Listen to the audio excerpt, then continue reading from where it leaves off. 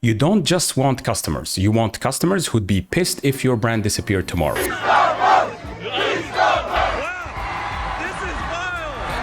Is the best tasting chocolate in the world. Harvard Business Review found that emotionally connected customers are worth 52% more than ones who are merely satisfied and spend almost double annually. I'm Houcem, I run an email and SMS marketing agency, and I see the back end of hundreds of D2C stores. The ones with customers like that all run the exact same playbook. 5 psychological drivers, each one proven in a published study. By the end, you'll know exactly which ones your store is missing. And stick around for number 5. It's how a 110-year-old thermos company went from 74 million to 750 million in just 4 years. Driver 1 is belonging, the foundation everything else sits on. In 1995, 2 psychologists, Baumeister and Leary, published one of the most cited papers in psychology. Their conclusion: the need to belong is a fundamental human drive, not just a preference. It goes into the same category as hunger. Robert Cialdini, author of the book Influence, later added a 7th principle to his famous 6, and it's called unity. The feeling of this person is one of us. He called it the deepest one of all. Now watch this in the wild. Gymshark threw an event in New York called Lift. 7,500 people showed up. Some flew across the world for it. For a clothing pop-up? No, it was to lift next to people who get them. That's a gymwear brand pulling large crowds, and they just posted record revenue past 600 million pounds. Think about a football club. Nobody wears the jersey for the fabric. They wear it because it says who they are and who they are with. So the question for your brand is never, how do I describe this product better? The question is, what does buying from me say about the person buying it? Sell belonging and the product rides along. Now, belonging tells people what they're joining. The next driver tells them what they are against, and it bonds a tribe even faster. Driver 2 is a worldview with an enemy. There's a real name for this in consumer psychology. It's called oppositional brand loyalty. Thompson and Sinha studied brand communities in the Journal of Marketing in 2008 and found that members buy more of your launches and they actively refuse the competitors. The loyalty points both directions at once, for you and against them. Every great story runs like this. Luke needs a Vader, Batman needs the Joker, your brand needs a villain. The masterclass is Liquid Death. They sell water, just plain old water, valued at $1.4 billion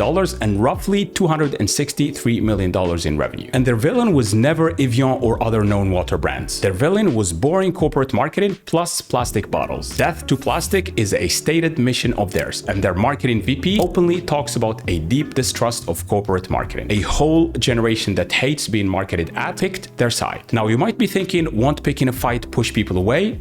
Yes, the wrong people. That's what this is for. A brand for absolutely everybody is a brand for no one in particular. And your enemy doesn't have to be a competitor. Pick fake ingredient lists, ugly packaging, sizes that fit nobody, subscription traps, etc. Pick the thing your customer already resents and say it out loud first. And if you're wondering where the best place is to actually use these psychological drivers, that would be email and SMS. Building a cult-like audience with email and SMS is what my team and I do all day. First link in the description if you'd rather have it done for you. Driver 3, this one has the funniest study of the 5, and it's called Rituals. In Psychological Science 2013, researchers, including Kathleen Voss, had people eat chocolate. One group just ate it, the other performed a tiny made-up ritual first. Break the bar in half without unwrapping it, unwrap one half, eat it, then the other half. Same chocolate, the ritual group enjoyed it more, savored it longer, and was willing to pay more for it. The chocolate was exactly the same. The ceremony is what changed how people feel. Now look at AG1, for example. One single product, $600 million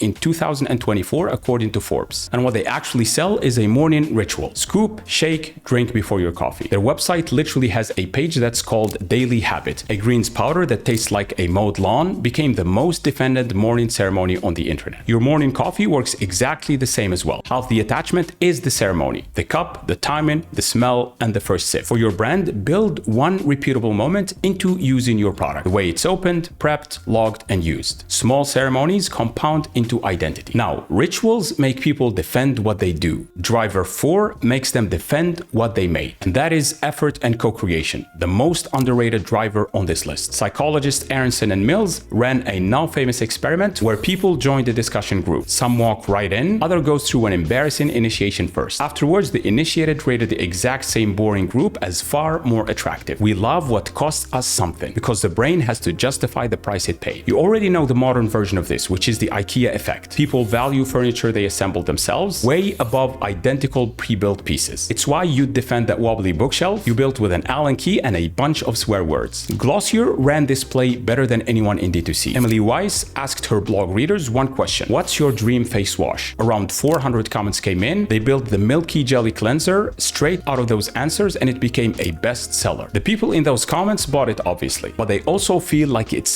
theirs. Since their fingerprints were on the formula, they were more likely to promote it as well. And this is the part that stings. Most brands ask customers for exactly one thing, which is their credit card numbers. No votes on the next colorway, no beta group, no questions asked, nothing. Cults demand participation. On your next product launch, ask your customers to build with you. People protect what they helped make. Now, driver number 5 is scarcity, the one everyone gets backwards. The classic study is from 1975. Vorschel and colleagues used 2 jars of identical cookies. One jar holds 10, the other holds 2. People rated the cookies from the near empty jar as more desirable and more valuable. And the effect got even stronger when cookies went from plentiful to scarce. The disappearing act itself creates the value. Stanley, a thermos company founded in 1913, used this brutally well. Limited colorways, surprise collabs. Their Starbucks quencher sold out in minutes and hit eBay for hundreds of dollars right after. They went from $74 million to $750 million in just 4 years. But here's where it gets interesting. Modern retail reports that drinkware craze is actually cooling, and Stanley is pushing into new categories because scarcity is an amplifier. It just turns up the volume on whatever sits underneath, which is belonging, enemy, ritual, and effort. If those are missing, you're amplifying silence, and you just get a hype cycle with an expiry date instead of a cult. Run drops, run limited editions, gate early access to your VIPs after the other 4 drivers already exist. And one line I won't cross, and you shouldn't either: never fake it. No fake countdown timers, no only 3 left on bottomless inventory. Customers can smell it, and the trust you burn on a fake timer doesn't come back. So audit your brand right now. Do your customers belong to something, or do they just receive updates? Is there one ritual,